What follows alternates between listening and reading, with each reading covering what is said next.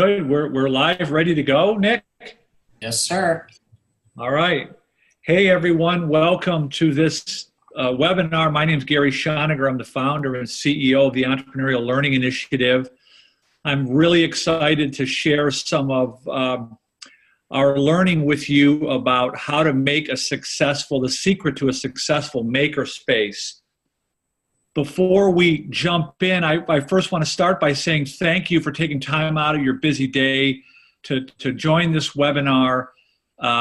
We will record the webinar and send the slides and the recording following up within 24 hours of the webinar. So just want to let you know that. You'll notice in the bottom of your panel, there's a chat function. And I like to start these webinars by just asking everyone to sort of chime in on the chat, say hello. Let us know where you're from, what your interest is, or just a quick hello and where you're from in the chat function, so we can kind of get to know you, break the ice, and get this webinar going. Cheryl from Australia, wow, welcome Cheryl, thank you. Cambridge, Ivan, welcome. Lynn, British Columbia, Matthew from Cleveland, hey, we got a homie here, right? Oak, Texas, hello. Director Raleigh, Durham, wow. Chicago, Olivia. Alex from Hamburg, Germany, excellent, wow. Hello from New York City, Betty, Malcolm. Russia, we met in Las Vegas, hey, Roman, wonderful to have you, excellent, excellent. Maryland, another Australia, Cambridge, Topeka, Kansas. There's a hometown for our friends in Kansas. This is great. I'm so happy to have all you on this webinar. So I'm going to jump right in. This is exciting stuff here. Let me see if I get my slides to work first. Okay, so as I said, my name is Gary Schoeniger. I'm the founder and CEO of a company called the Entrepreneurial Learning Initiative. So we specialize in entrepreneurial mindset education programs, keynotes, workshops, training, professional development programs for individuals, for organizations, and academic institutions worldwide. Our focus is really on the entrepreneurial mindset. So, quick overview of the webinar. As advertised, what we're going to really talk about here is what's the secret to a successful Fab Lab makerspace. They're designed to spur innovation, collaboration, and learning. Fab Labs, MakerSpaces are popping up in educational institutions all around the globe, yet many are struggling to reach their full potential. So that's what we really want to dig into. And I want to introduce our panelists for this webinar. We're really fortunate to have with us Dr. Daniel Barwick, who's the president of Independence Community College in Independence, Kansas. And he is joined by his partner in crime, Jim Correll, who's the director of the Fab Lab at Independence Community College. And you're going to hear in a minute how the collision of these two mindsets, I should say, kind of really created this extraordinary circumstances in a very small town of Independence Community, Kansas, just under 10,000 people. And I'm not going to tell their story, but it's a really great story. And we also have with us Greg Herker, who's become a good friend. Greg is the program director at Palmer Hamilton. They offer turnkey solutions to design and implement Fab Labs for schools around the United States. So happy to have all of you with us today. Wanted you all to introduce them. As soon as I get started, we'll turn the cameras off and we'll reintroduce them in a minute. But before we do that, I want to talk about the 5 key topics that we're going to cover in this webinar. I'd like to spend 5 or 10 minutes redefining entrepreneurship as a mindset every student needs. Then I've asked Dr. Barwick to talk about creating an entrepreneurial culture in their Fab Lab by using our Ice House Entrepreneurial Mindset programs. And then Jim Correll will jump in and talk about how he used community outreach and inclusion to make their makerspace a success. And then I've asked Greg to talk about democratizing opportunity by creating an inclusive maker community and using a makerspace to promote 21st century skills that employers demand. So those are the 5 key topics we're going to hit. We should be able to cover this in about 45 minutes, and then we'll leave plenty of time for Q&A at the end. So let's jump right in. I'm going to start out by talking about redefining entrepreneurship. If you'd like to follow me, I tweet quite a bit about entrepreneurial mindset. I'm at G Schoeniger. You can find me there. So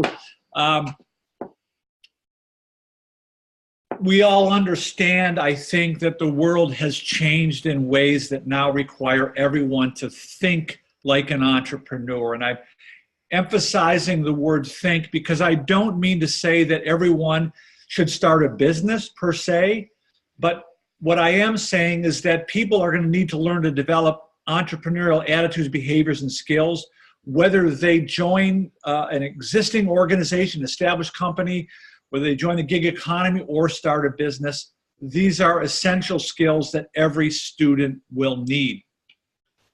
So why would you want to learn how to think like an entrepreneur? Well, one of the first benefits is that entrepreneurs are able to recognize opportunities even in the most opportunity-constrained environments. And that's a really important point.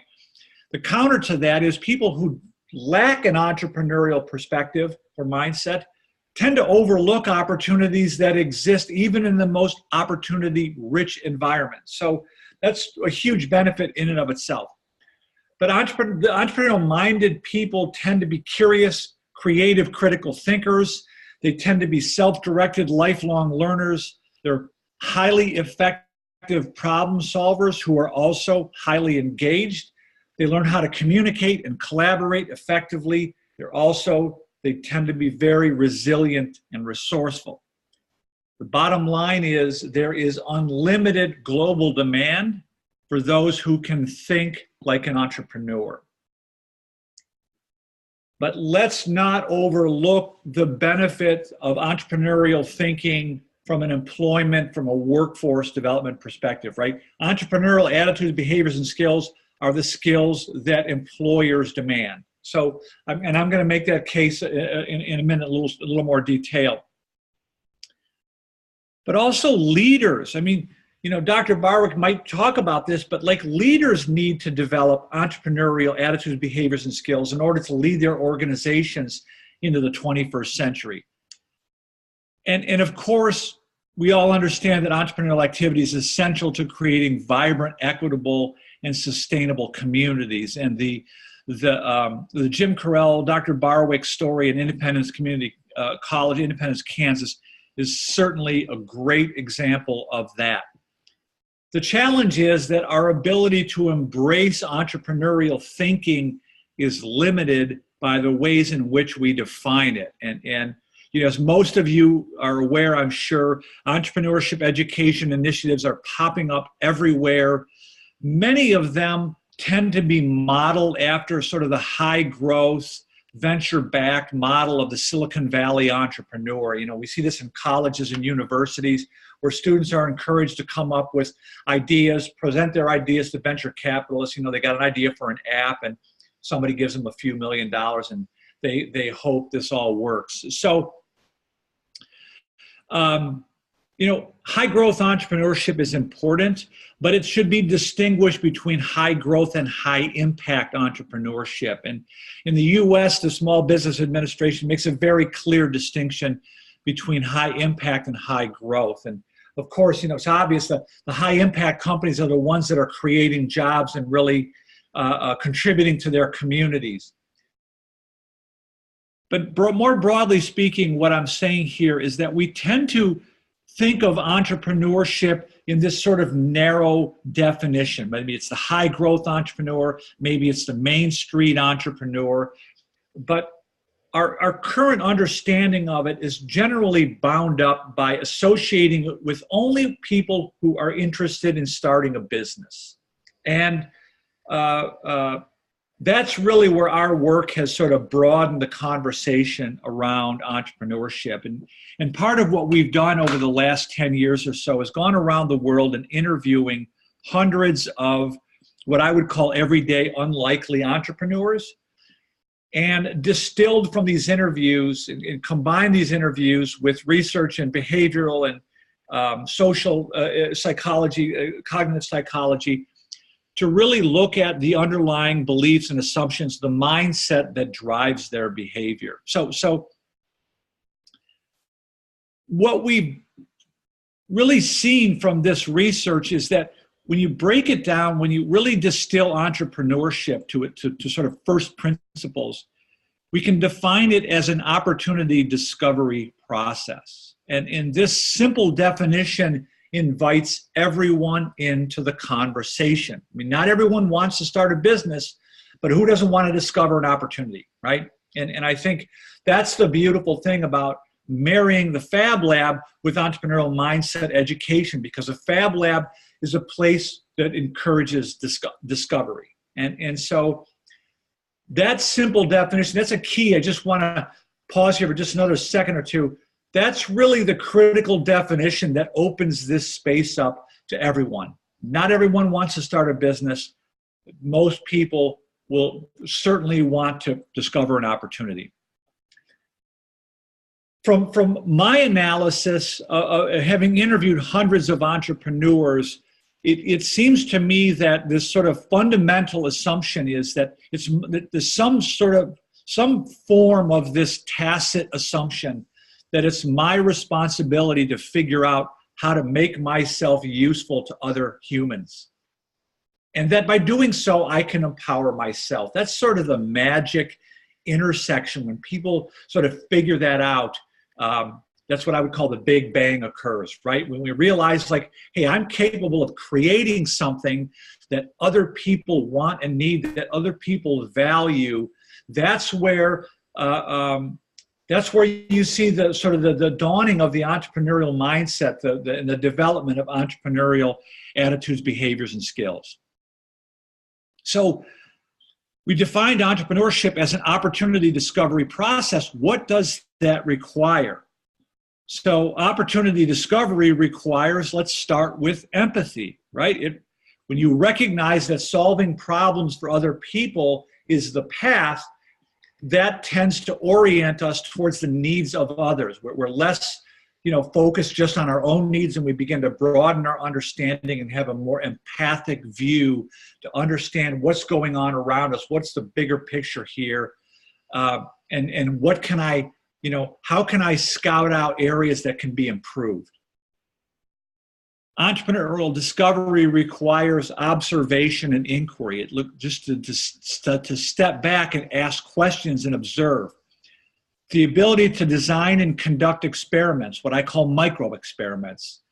It requires creativity and critical thinking, effective communication, teamwork, collaboration, effective problem solving, resourcefulness, and agility, and self-directed learning. Now, any educator in the world will recognize these are more or less the 21st century skills that educators and thought leaders around the world have determined are essential for anyone to adapt and thrive in the 21st century. So, as I mentioned briefly earlier, we're the creators of the Ice House Entrepreneurship Programs. It's a very straightforward program.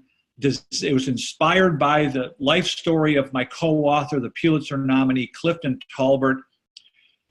He came of age in a very poor cotton community in the 1950s, and his uncle Cleve happened to own the local ice house. And he had a very primitive education, yet he had money in the bank. He owned a little business, he owned a local ice house, and he taught his young nephew how to think like an entrepreneur.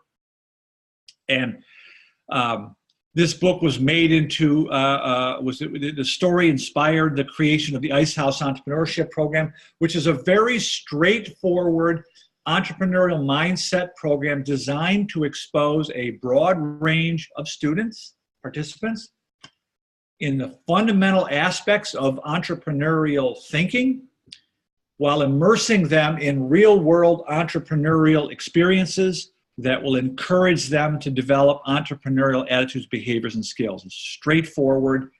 We launched the Ice House Entrepreneurship Program in 2012 with initial funding from the Kauffman Foundation. Since its launch, it's spread around the world. As you heard, there We've trained educators from across Russia, Eastern Europe, South Africa, North America, Canada, Latin America. The program is being used in high schools, now middle schools, community colleges, four-year universities, economic development initiatives, veteran initiatives, small business development centers, libraries, re-entry programs. City government workers are learning how to think like entrepreneurs, and nonprofits are using it. One example that you don't see on this list that's sort of emerging here is the use of the Ice House Entrepreneurial Mindset programs in the MakerSpace as sort of the elixir that helps to make a MakerSpace go. And so at this point, what I'd like to do is turn this over to our guest from Independence Community College in Independence, Kansas, Dr. Daniel Barwick and Jim Correll, who will talk a little bit more about how they implemented the program. And I was, I'll put this in the show notes and send it in a follow-up email, but Dr. Barwick has created a really intriguing little podcast that I've enjoyed, and it's called The Mortar Board. And we'll put a link to this episode. And with no prompting from me whatsoever, he dedicated a podcast to, attributing the success, or much of the success, to the MakerSpace, to the mashing up of the mindset. And Jim will talk more about that also. But so Dr. Barwick, I'd like to just, kind of let you take it from there, starting off with, I was enamored with the podcast, obviously. I mean, you said some very nice things about our program, but my real interest is understanding like how that helped to make it work, how that came together. Sure. Thanks for having me, Gary. So, I think the entrepreneurial mindset is pretty much essential to the success of our MakerSpace. The other essential parts being the people who work there, led by Jim Correll. So this project started about 4 years ago when we had a building that was actually mostly unused. It had been the lab for our engineering programs, but our engineering faculty at the time were not sufficiently using the lab space. Jim had an entrepreneurship program at the college, which was an incredibly effective program. I think he's probably personally responsible for most of the successful small businesses that in our Main Street here in Independence, Kansas. And but his program had no actual physical home. So coinciding with this was that both Jim and I had been to Fab Labs, also more generically called MakerSpaces, and we really felt that there was a lot of potential there for what our community needed. Our community has an interesting sort of orientation toward manufacturing, just as a kind of historical, cultural fact about it. And we thought there was a real need there, a fit, and we saw that fit for all ages. So I sort of proposed to Jim that that building become really his baby, that we would put his entrepreneurship program there, and that he could create a Fab Lab there, and then that Fab Lab would complement his entrepreneurship program. At the time, I really didn't understand just how successful that would be. So the title of this webinar is, the secret to a successful makerspace. And I do think that I know that secret, but I only know that secret because Jim whispered it to me, and Jim whispered it to me about 100 times over a couple of years until I finally got it, by really seeing the success that he and his staff had here. So what was really going on was that a makerspace by itself, which we had no trouble starting compared to most of the places. I mentioned in the podcast that many places actually had trouble getting their makerspaces off the ground for reasons of funding or a sort of administrative structure, because honestly, they make it a little complicated. Jim and I envisioned a very streamlined structure. And we had lots of people who were willing to support us with financial support and gifts in kind. So we really were able to start it up in fairly short order. But the real secret was that sort of the permeation of the entrepreneurial mindset in his entrepreneurship program, which then was he created this Fab Lab, I would say, entirely with that in mind. So the Fab Lab is, I would say, I'm not sure Jim would say it, and I don't want to steal sort of the way he would describe it. I would say that the entrepreneurial mindset is completely inseparable from his entrepreneurship program, but that the Fab Lab here at ICC is essentially created in that context. The entrepreneurial mindset permeates the way the Fab Lab is actually run. And as a result, what's happened is that, you talked about how makerspaces are not just about, building things.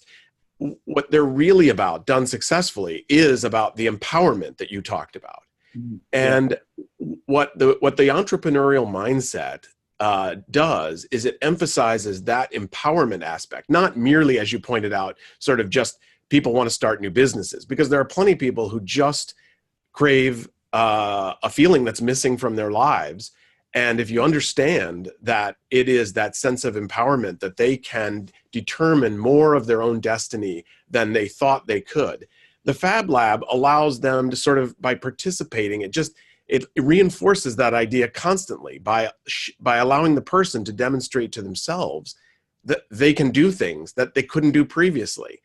And ultimately, I would say just one other thing, which is that what makes our Fab Lab so successful is not the gadgetry in the Fab Lab. That's really just a means to an end. The real method is the way Jim and his staff approach it, which is that anything you're doing in the Fab Lab, because of what's there, is probably new. A lot of these people are working on projects for the first time, working with their hands for the first time, trying to do new things for the first time. With that novelty comes an element of fear. And basically, it is the staff that basically says to people, no, that's fine. Failure is okay. We're going to do experiments. We're going to try things. Whatever happens. We're all in this together.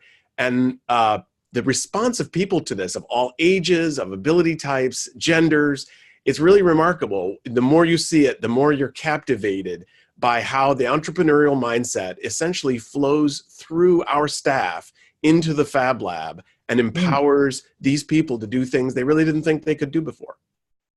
Wow, that's amazing. So Dr. Barwick, can you talk a little bit about, like, in your podcast, you talk about some of the ways like you see, or you're aware of other Fab Labs that are sort of struggling to get the same sort of spontaneous combustion, or I don't know what else to call it. Yeah, sure. So, I've visited now. What I do is I make a point of visiting makerspaces. They're just interesting places. And you see a wide range, and some obvious patterns emerge. So the first thing that happens is that a Fab Lab is seen as really just like a kind of shop space, a place where people who already know how to build things can go and have a few additional tools to build things. And those actually work in a sense, but they serve this incredibly narrow audience. They're the kind of people who used to go to Radio Shack and buy components and build things. And honestly, those people are really capable and interesting people, but it's a small subset of the population. That's not empowerment. That's really just providing a place and an extra tool for people to do something that they probably already knew how to do or were interested in. And so that's one problem, is that they serve a very narrow audience. Another problem that Jim and I have observed several times is that larger organizations like a college see them as something neat to add, but as soon as they add them, they don't really understand that for a Fab Lab or a makerspace to serve the needs of somebody who wants to be creative, the Fab Lab itself needs to be as nimble and as responsive to those new ideas that are coming in the door as the people who are using it. And the problem is, if that Fab Lab is embedded in an organization that frankly is very bureaucratic in nature, and where everything has to be very carefully evaluated before anything is done and so forth, and everything goes to a committee and so forth, no one's going to walk through the door on fire with a new idea and watch that thing happen. What's fascinating about the Fab Lab is you can literally walk, and I've done this myself, you can literally walk in with an idea that you think, oh my God, I think I could just do this right now. And basically Jim or Tim or anybody else that works there, they basically say, yeah, you can do that right now. And you just sit down and you walk out sometime later, depending on the complexity of it, with the thing you envisioned or some modifications you made as you were trying to do it. And the problem is that everything you put in the way of that creative process that is essentially bureaucratic is really just a muffler that goes on that creative process. And it eventually just stifles it.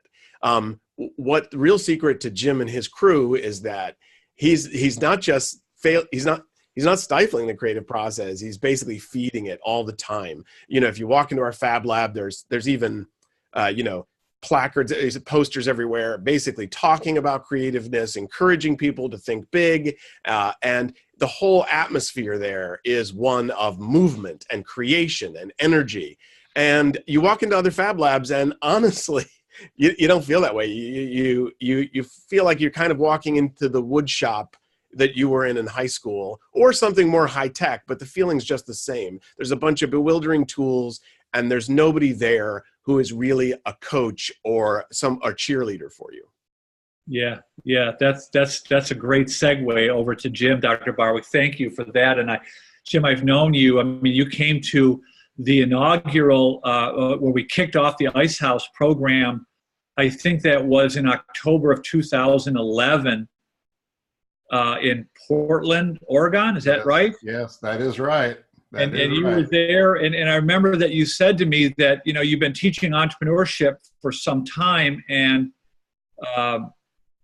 you started out with the more traditional approach of like business planning and kind of sense that wasn't working. Yes. And yes, and you saw the mindset as the missing piece. And I'm eager to hear, like, you kind of pick up, you're the kind of the boots on the ground guy. How did you get mixed up in all this?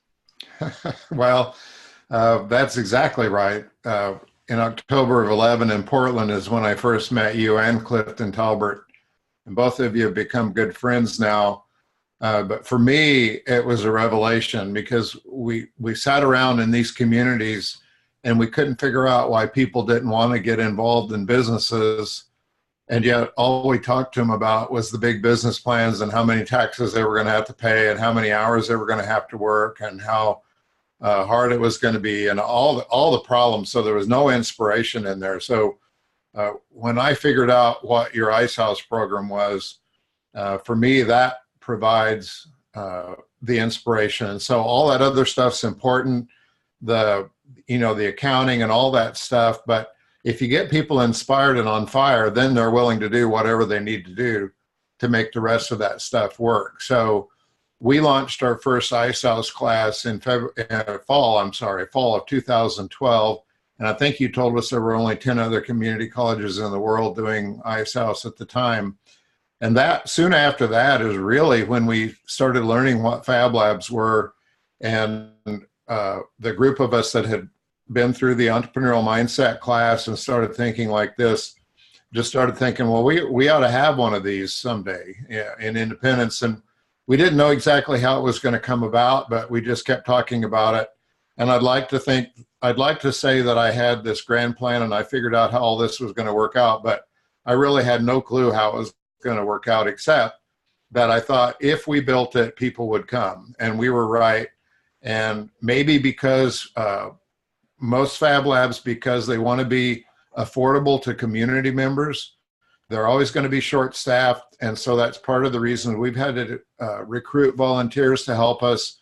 And so I think even like last night, we had an engineer helping us put some things together. And I thought, this thing of these community members helping us build this place is going to give them a sense of ownership to this Fab Lab too. And that's gone on a little bit for the 4 years we've been in existence. But I think we're just now starting to realize that that would have been a good purposeful strategy from the very beginning, but we just kind of stumbled into it. And that's the inclusion part. Yeah. Now I see the combination of the Fab Lab experience, which is also all about, as Dan said, it's also all about self-empowerment, and the psychologists call it self-efficacy, getting over that fear of doing new things. And it's exactly what we talk about in the Ice House program all the time too. But then we get to manifest that in the physical world in a Fab Lab environment. Yeah. I've said this to you guys before, that there's sort of I'm interested in part of the formula for the success of the ICC Fab Lab is you got a college president who's willing to take some small risks, right? Yes. And I mean, that's very important.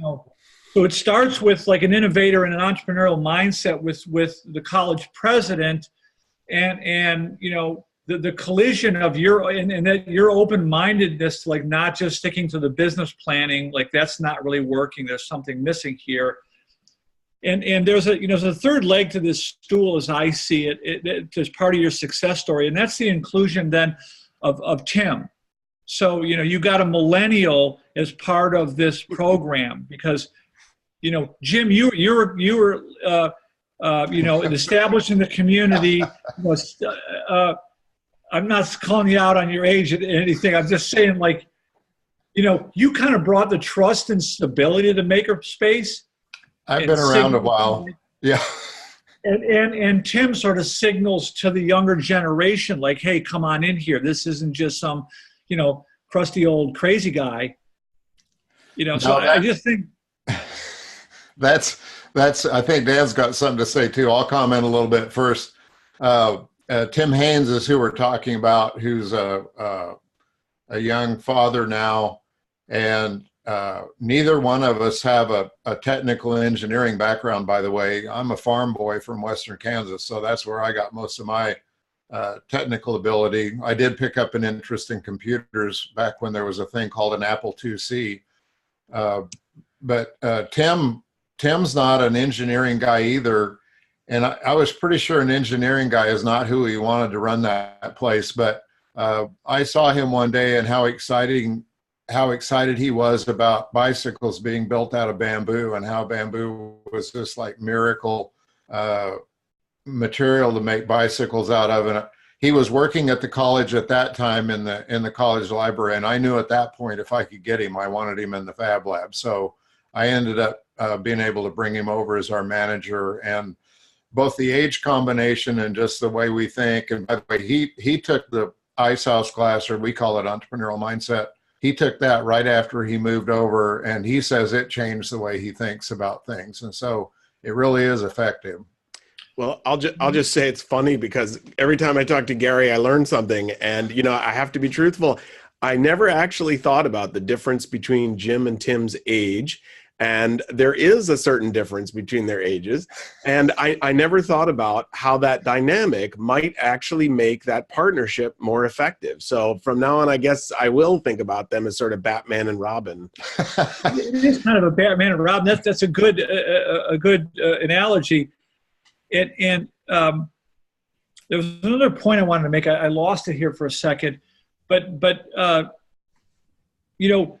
Jim, you mentioned the fact that you didn't always, you guys weren't all like experts in this field, and that's sort of the description, the classic description of the entrepreneur is enthusiastic and inexperienced, right? I mean, that's right, sort of exactly.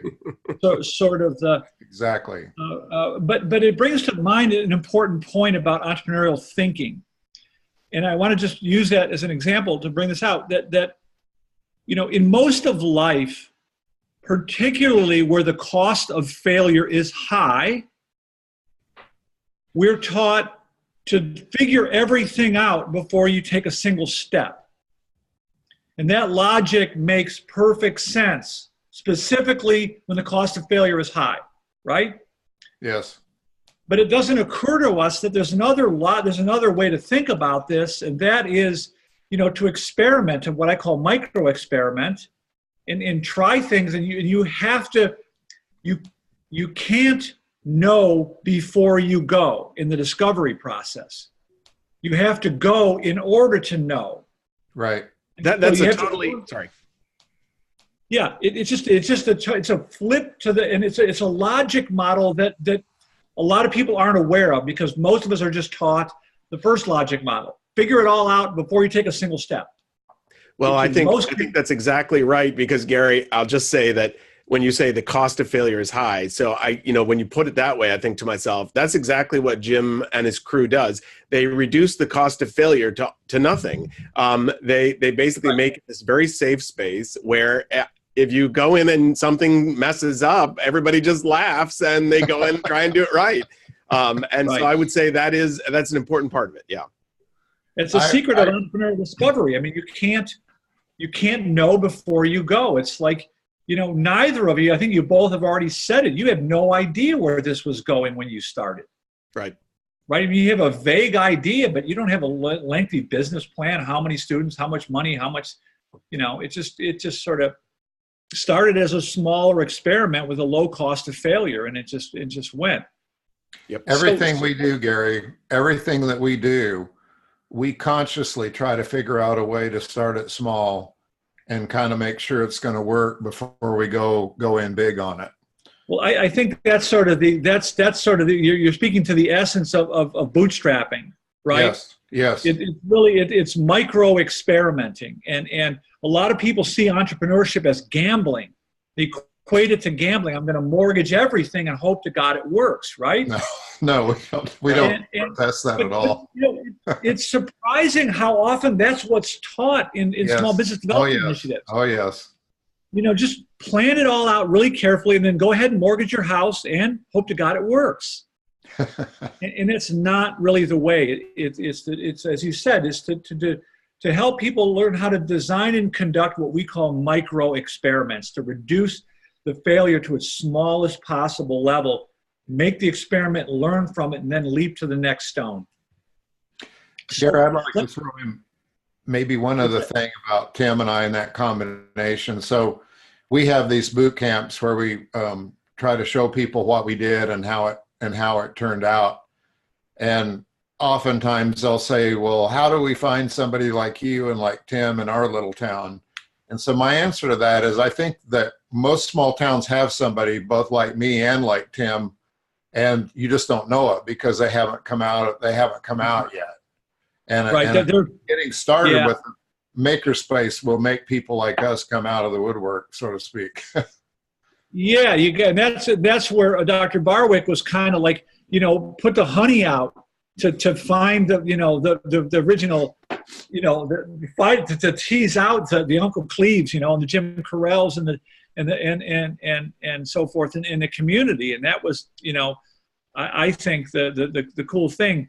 But I want to turn it over to Greg Herker now. I had a chance to meet Greg. I did a talk for a conference where Palmer Hamilton put out a huge display. They're really doing a really interesting thing to help schools around the country by providing a turnkey solution for Fab Labs, to design, to provide the equipment, to provide the training, and help launch the Fab Labs in schools across the United States. So, Greg, thanks for joining this webinar. I'd like to, I'm going to turn the screen over to you. You got a couple of slides you want to do. You ready for me to do that?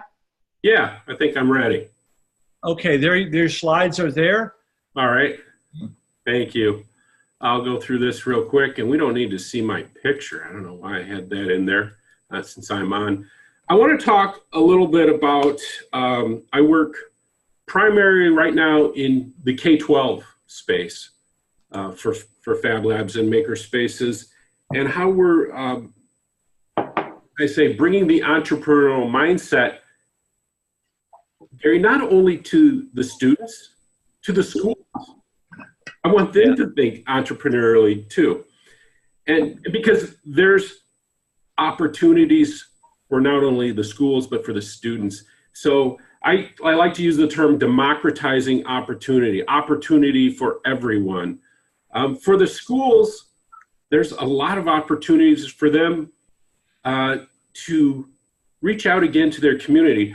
It sounds funny, but in a lot of the schools I've been in, they don't do a real good job of reaching out to the community many times.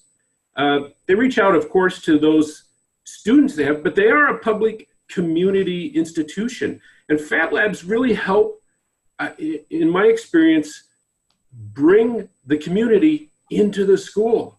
which is where the community should be. I think they're more effective and they can relate better to what the community needs and serve the community because they are public school. That's really what they should be about. And then I want to get into what Dr. Barwick said. I think he set me up really well. We want to talk about some of the themes he said. When I see these maker spaces, he got into something about seeing a lot of them. You know what? They're the high-end space. They bought some cool tools, and they're used for the robotics team or Project Lead the Way, the Gifted and Talented program.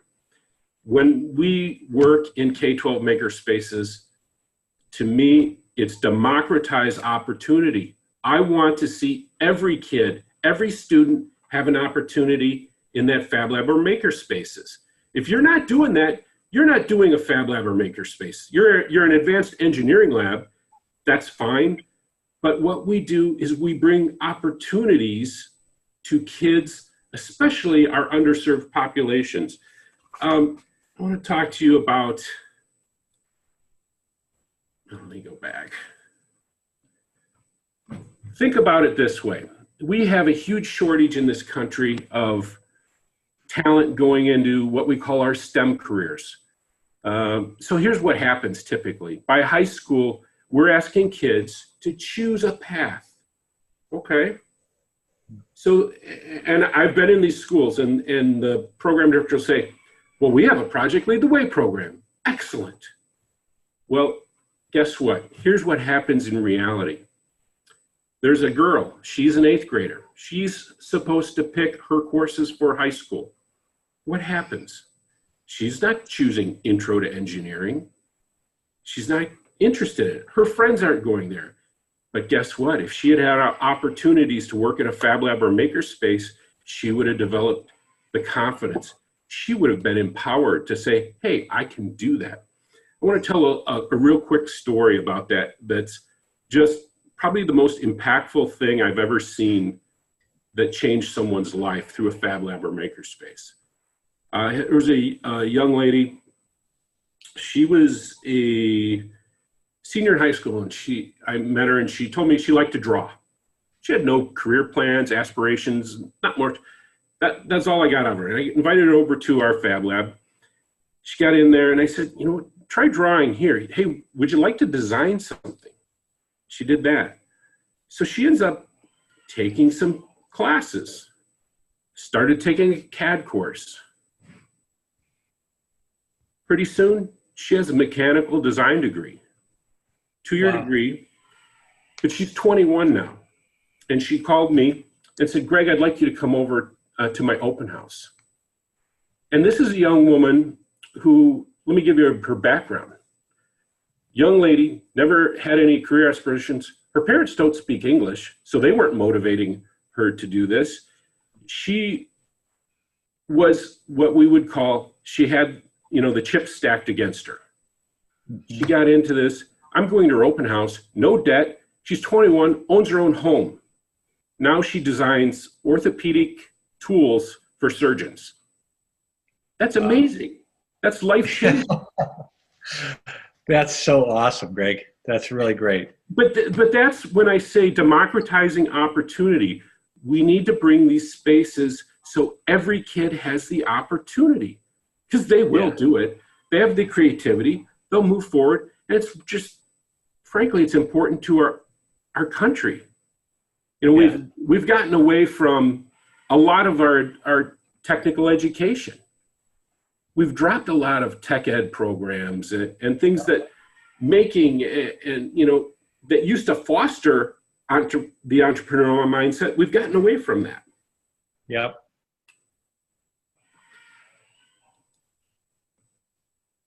But now, you know, fortunately, one thing we see more and more project-based learning moving forward, which I think is a great thing. It's a trend. It's not a fad.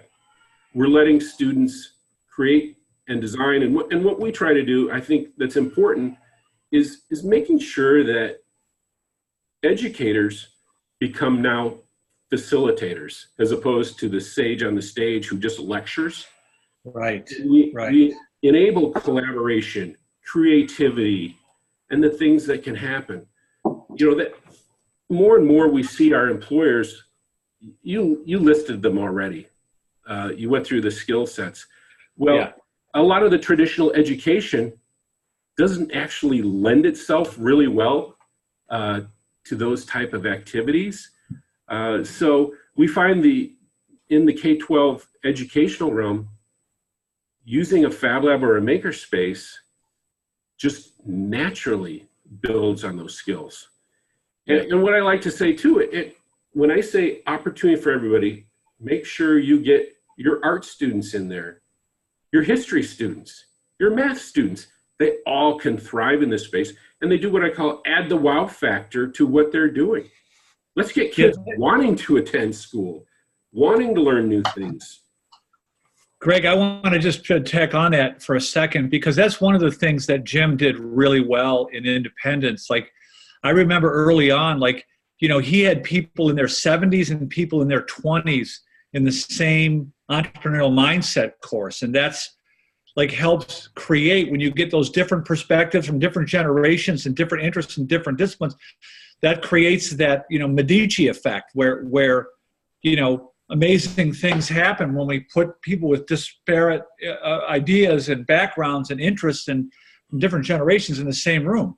Good stuff happens. We come up with our best ideas.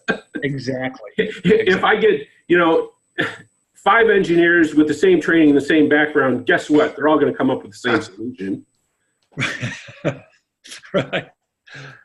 So, and then, you know who else needs this? Industry.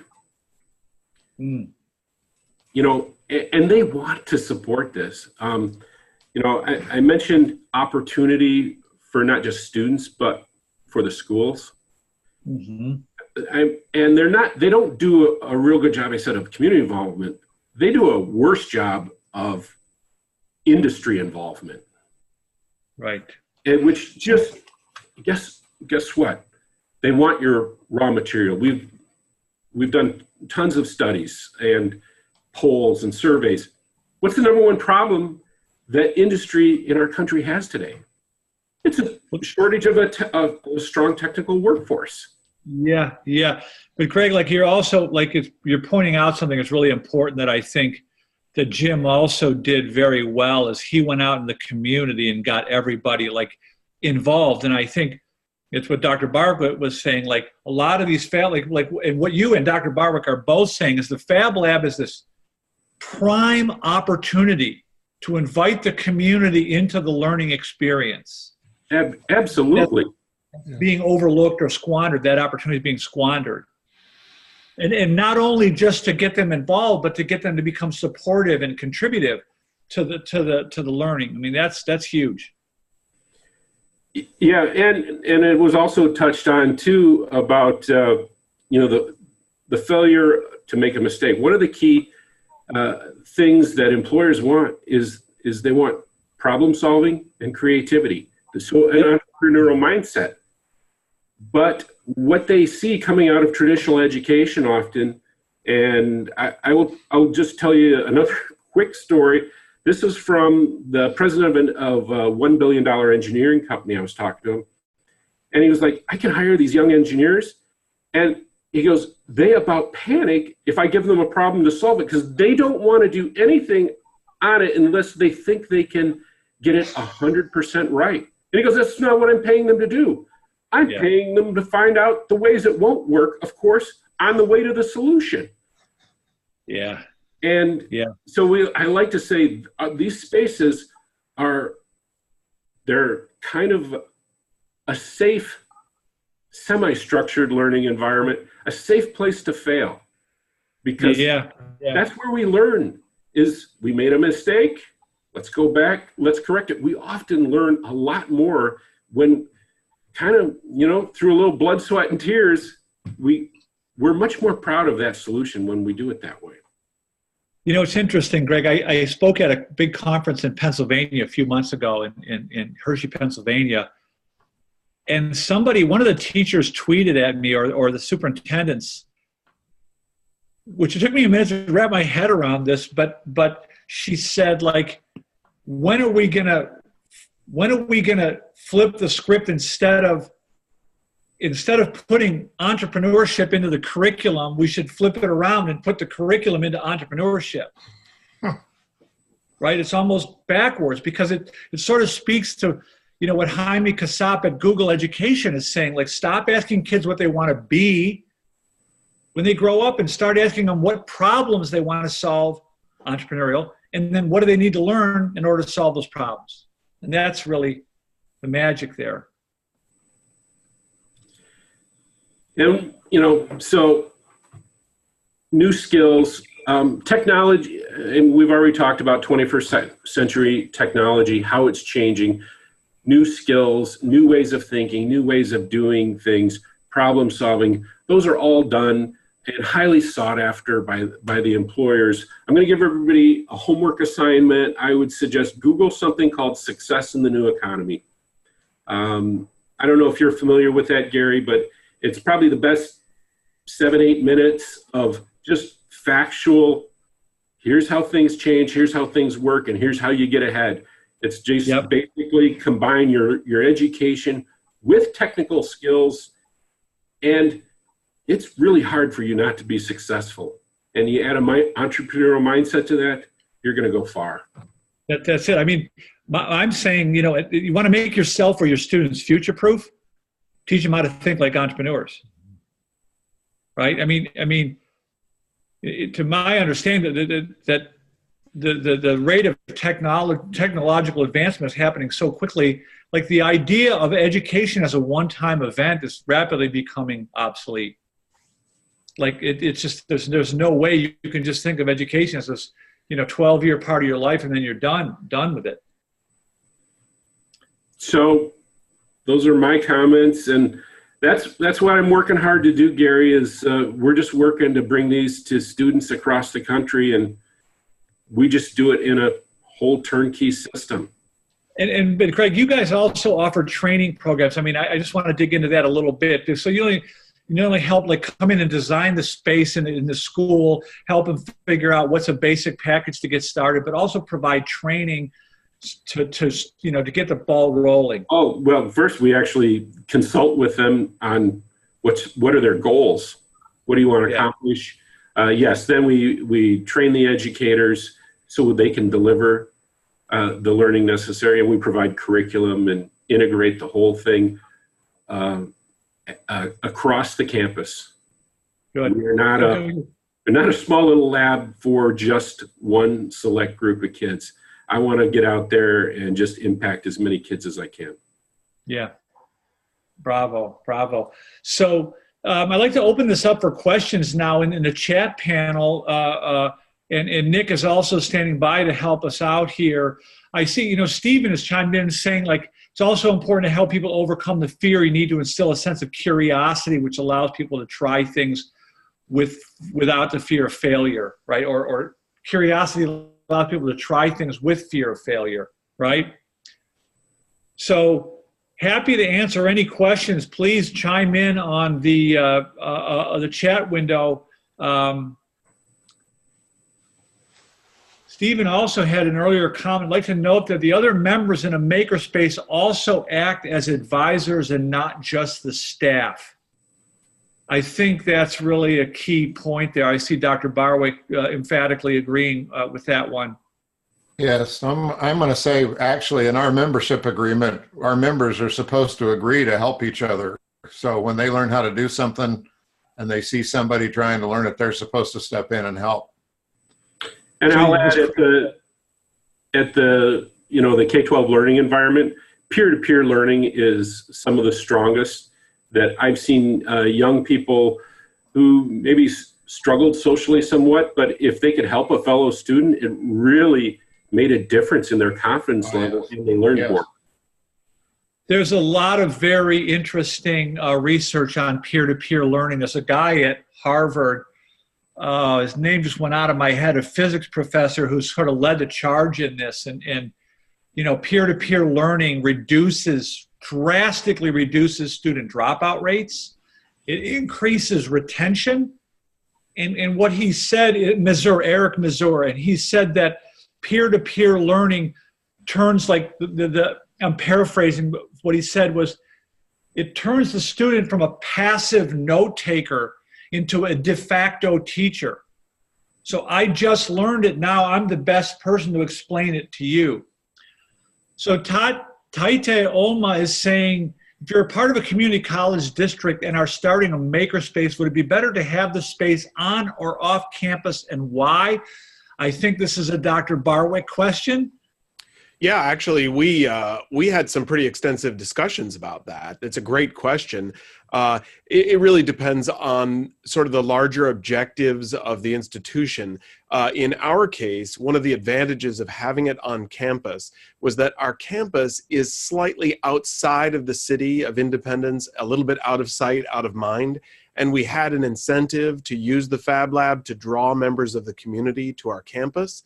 But in another circumstance, we might not have had that incentive. So I don't mean to sound like I'm just not giving a straight answer, but I think it does depend on the overall public relations and marketing objectives of the institution.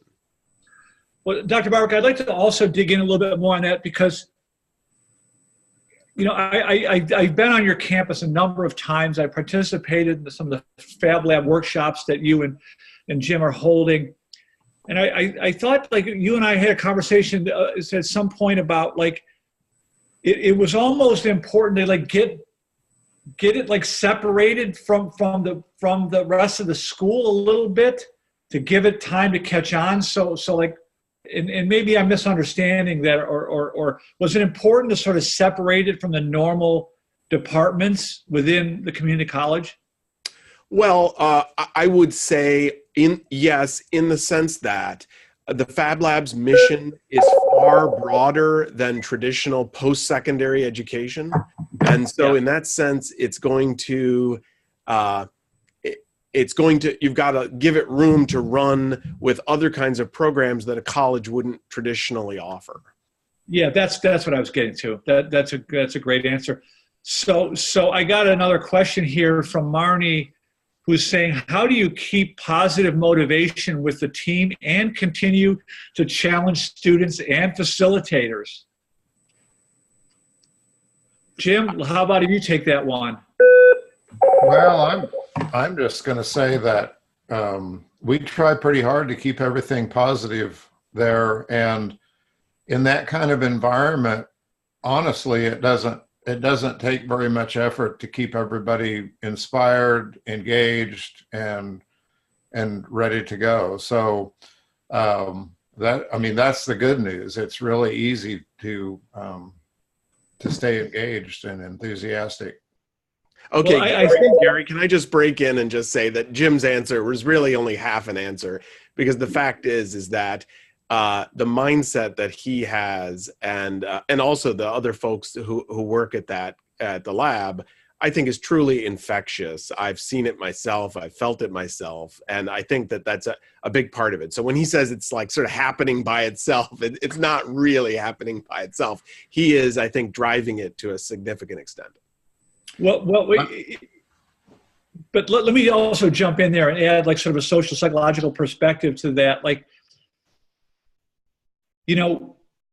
entrepreneurs aren't, like, bestowed with some magical motivation gene. What happens is it's much easier to stay motivated when you have a personal connection to the work that you're doing, and you have some autonomy and some agency to actually make it happen. You kind of shift from a thank God it's Friday to a thank God it's Monday mindset. It's just sort of, it appears to be happening naturally, but it really speaks to, like, intrinsic motivation, I think, is what I'm trying to get to. I will just say from my own observations that I think that even if there is something innate in people, I think most of the time it's masked by cultural influences that create fear and tell people, you have to work for someone else, or whatever these various influences are. And I really think that the entrepreneurial mindset is essentially a way of just sort of coaxing people to break free of that. So, I mean, I think that there's two things going on, kind of maybe an inclination, and also a sort of a key that unlocks that inclination. Yeah. Thank you, Dr. Barwick. So Eric Salim is saying, for institutional Fab Labs, how do you balance your community engagement with your institutional activities?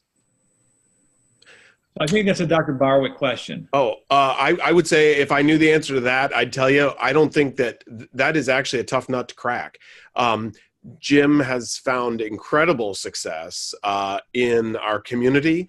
And in fact, in some ways, I feel like it's so successful that in some ways it's sort of crowded out the more sort of traditional work that you might be doing in a college. And so ultimately, it's about finding a balance. Now, of course, in Jim's case, our Fab Lab has recently more than doubled in size, physical size.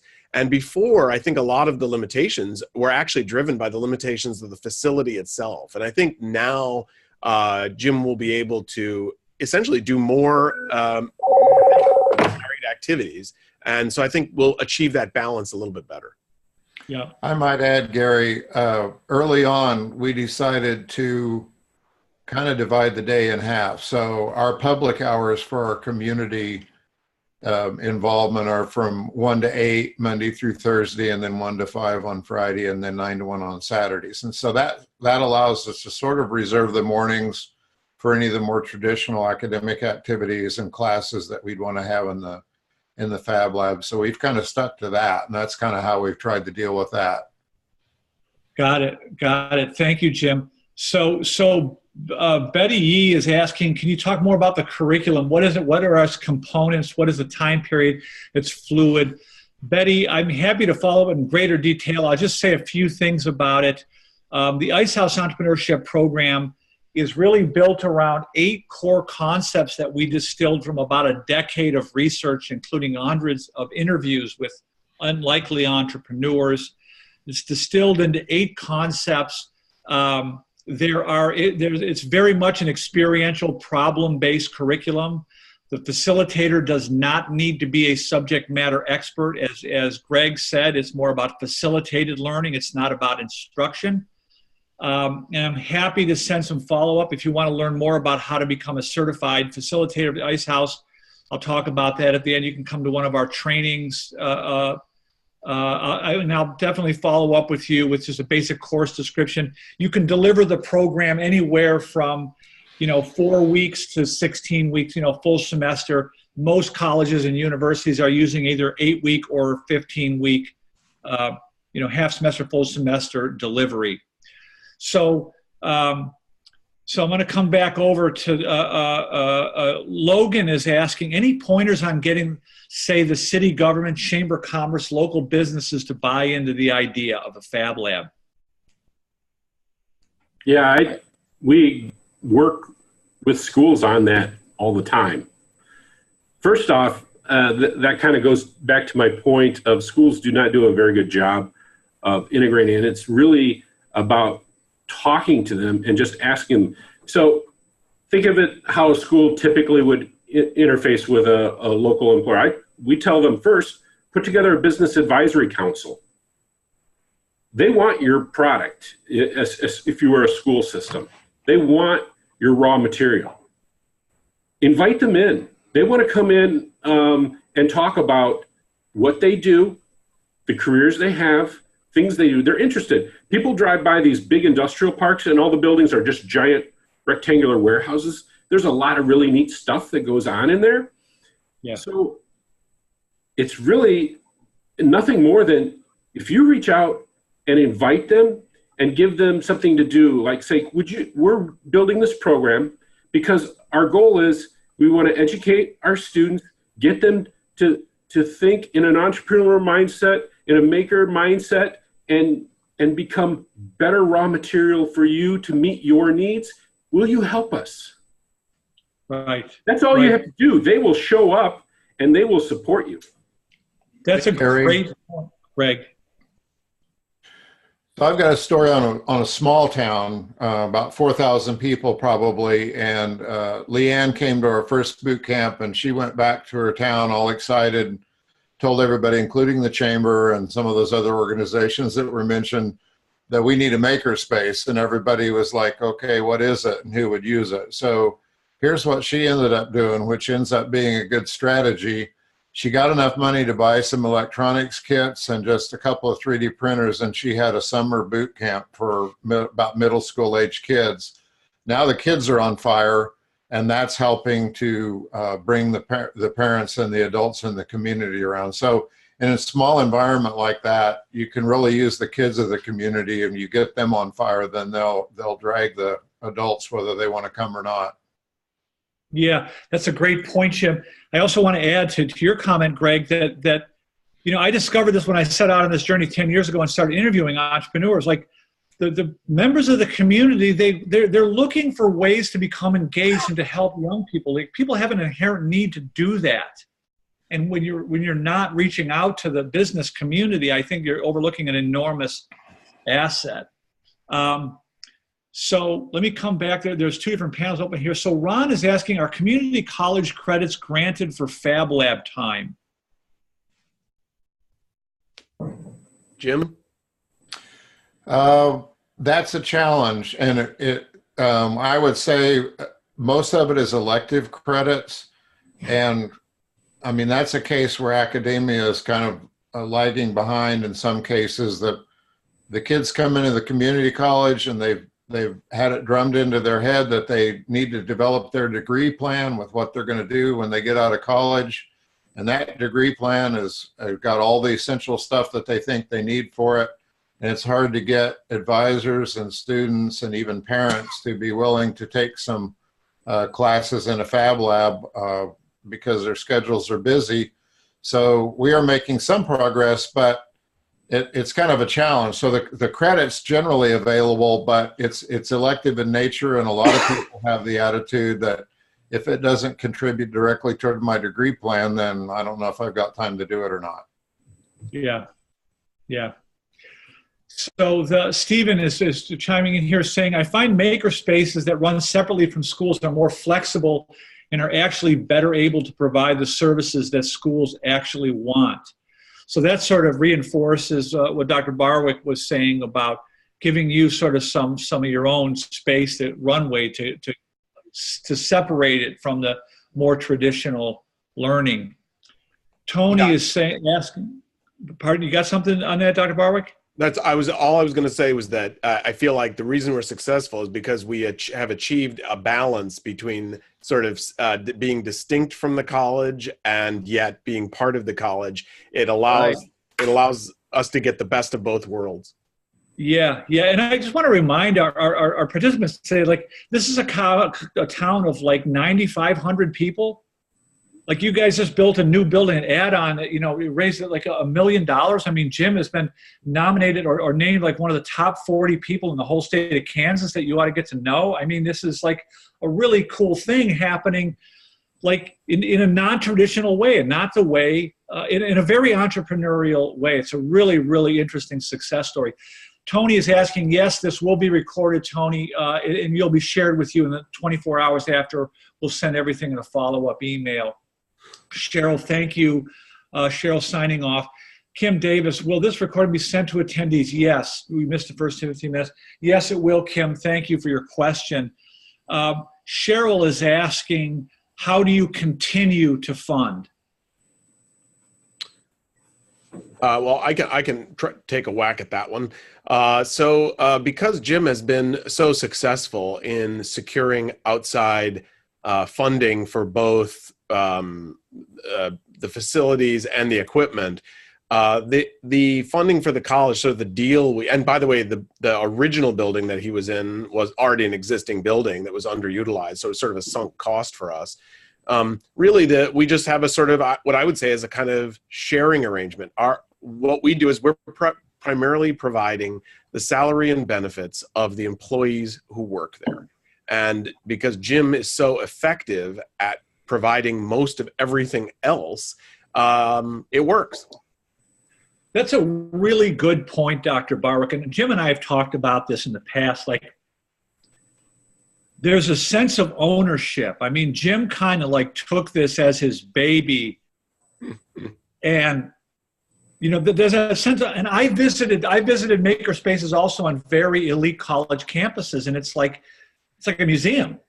There's very expensive equipment donated by Rolls-Royce, but, you know, there's no dust, there's no dirt, there's nothing, there's no students, there's no anything there.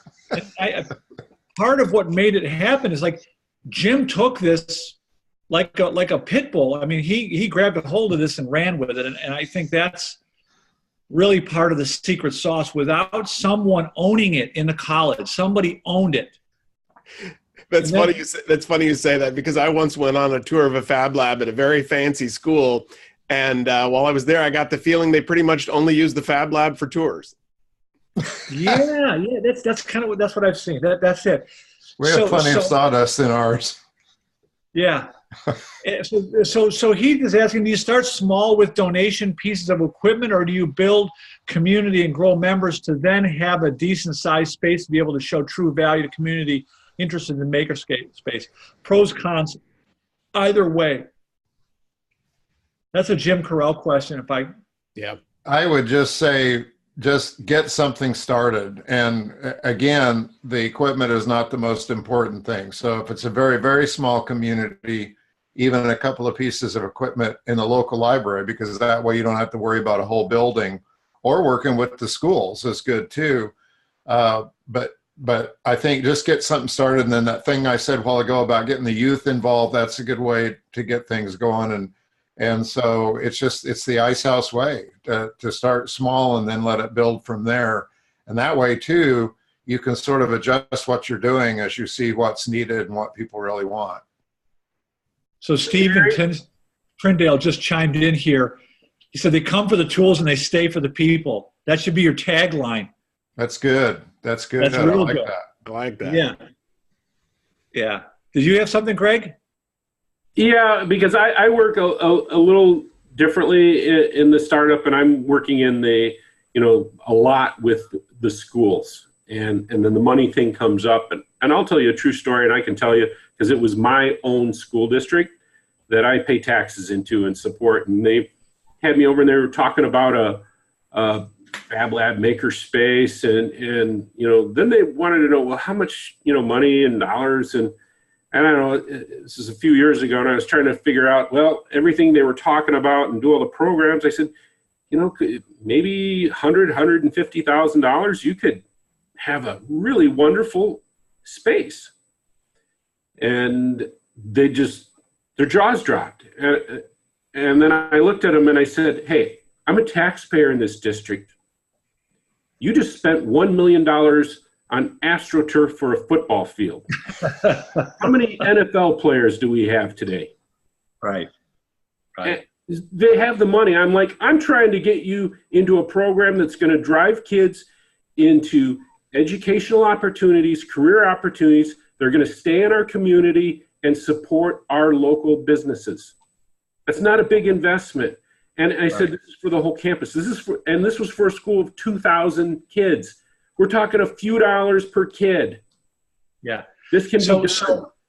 But I got to ask the question, Greg. I got to ask Dr. Barwick. Like, let's go in the Wayback Machine. Jim Correll knocks on your door and says, I got a great idea for a Fab Lab. I need $150,000. I would have balked at that too. I think if he'd walked in and said, if he walked in and said, let me tell you what you can do with your virtually empty building, I probably would have responded, a lot better. Right. I think that Jim's point about growing a bit at a time is critical, because as the point he made was that you will see what the community really needs. So and I'll give a single example. So a lot of people, for example, are enamored with 3D printers. And of course I was too when the Fab Lab first opened, but it turns out that the laser engravers that we have, which I would not have guessed would be popular, are in fact appear to me to be far more popular than the 3D printers. And so you have to basically you start small, you see what people in your area are really interested in doing, what they're interested in creating, and that lets you then become more effective as you acquire more equipment. Yeah. It just occurred to me, and I'm not trying to be cheeky here, but it started with an entrepreneurial mindset. Right? It started with him, just like, you said, here's an empty building, what can you do with it? And Jim said, I don't know, but let me try to figure it out. I mean, that's sort of the entrepreneurial way of take what you have and make it work. So we still have a lot of questions popping in here, which I'm delighted with. So someone is asking, can you give us some examples of how to specifically involve industry in makerspaces? Well, for the school systems, we'd invite them into, first off, one thing we did was have kind of an exhibit or a trade show where we would invite them in and have a booth and tell everybody what you do. That's a neat one. Or invite businesses in to judge a contest or a challenge or do something like that, or offer a challenge and then come in and judge it, and the kids will really respond to something like that. They like being challenged, because sometimes kids struggle with that, especially that brainstorming, that problem solving. So it's good to present them with a problem to attack first as they learn the skills of doing that.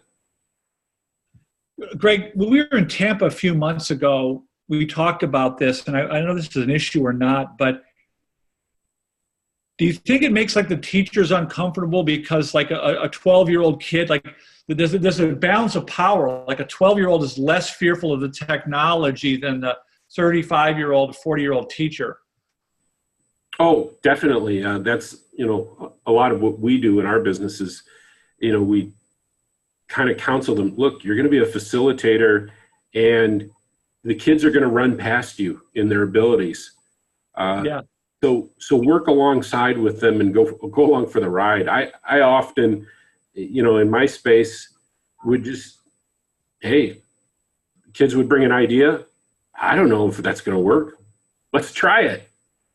Well, I think it's like co-learning is the most powerful learning, right? When we agree to learn together, it's just sort of just like that's a really powerful thing. And I see some of our participants are sort of agreeing with our earlier comments about starting small, thinking big, start small, and acting fast, and saying, Nathan said, like, our laser was the most used piece of equipment at first. So start with the most important piece.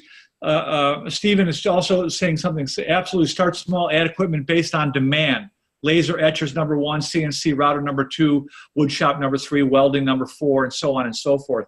I really like that. Like, you don't have to have it all figured out. I mean, Greg, didn't you say, were you the one that just said, like, the example of start with a couple of 3D printers in a closet somewhere? I saw one school that did that with a closet size space. It was a little bigger than a closet, but it was with a library. And I will tell you, the guy today, they got approval. They in the next building funding cycle, they got a full building because so many people were leveraging the space. So the demand is there. That is the entrepreneurial way. And the more I'm interacting with you guys, I'm realizing it starts with the entrepreneurial mindset, because you got to prove the concept.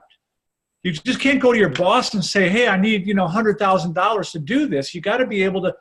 That's what entrepreneurs do. They start with an idea, they reduce it to the smallest experiment. In your case, it's a couple of 3D printers in a little empty room somewhere, and get a couple of kids excited, make something happen, and that's how you make a makerspace happen. That's basically what Jim did.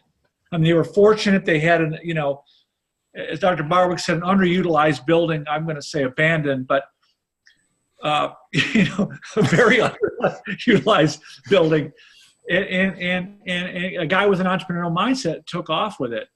Let me make sure I'm getting all these questions here. Start with small nations. Okay, so Steve is saying we offer low cost or free trade to commercial partners, staff in exchange for free equipment. Okay. Great. So I think we're out of questions here. Any final questions before we sign off today? I really appreciate you all hanging with us. It's, we're at 4:20. It's been a great interaction. I've actually learned a lot on this webinar. I really enjoyed the conversation. Any final questions or comments? As I said earlier, we will follow up with you in the next 24 hours with an email. I'm going to go back to my slide deck now for just a second and just kind of wrap this up very briefly. What happened to my PowerPoint? There it is. Okay. So again, we are the Entrepreneurial Learning Initiative. Our specialty is entrepreneurial mindset education. We're the creators of the Ice House program. We also offer keynotes, workshops, training, professional development workshops for individuals, organizations, and academic institutions around the world. If you want to learn more about the Ice House Entrepreneurship Program, my screen has, there it goes. Okay, whoop. If you want to learn more about the Ice House Entrepreneurship Program, you can enroll in the course now. We offer a 20% discount for people that just want to go in and take the course and see what it's all about. And we'll send you a 20% discount code following this webinar in a follow-up email, along with this recorded presentation and the slides.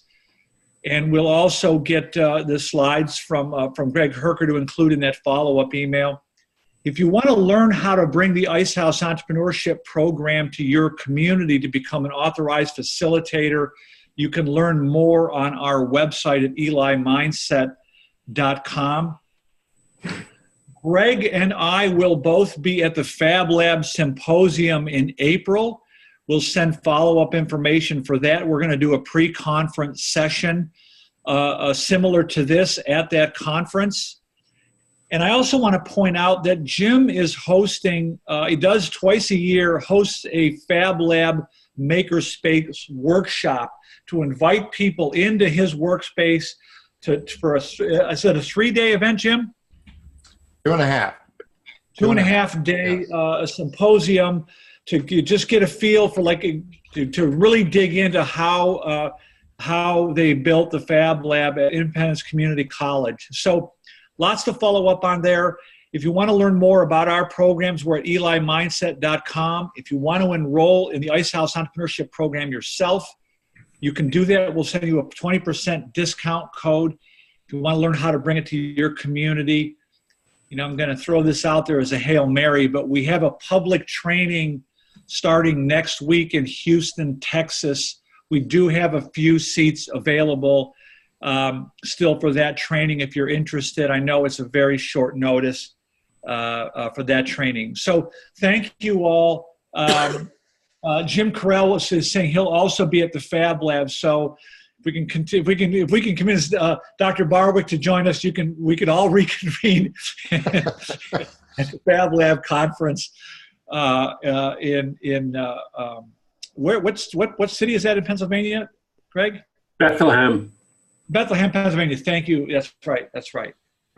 So any final questions here? Jim will be at the thing. Okay, great. Thank you, Roman and everyone for participating, and hope to speak with you, hear from you very soon. Thank you. Thanks, everyone. Thank you.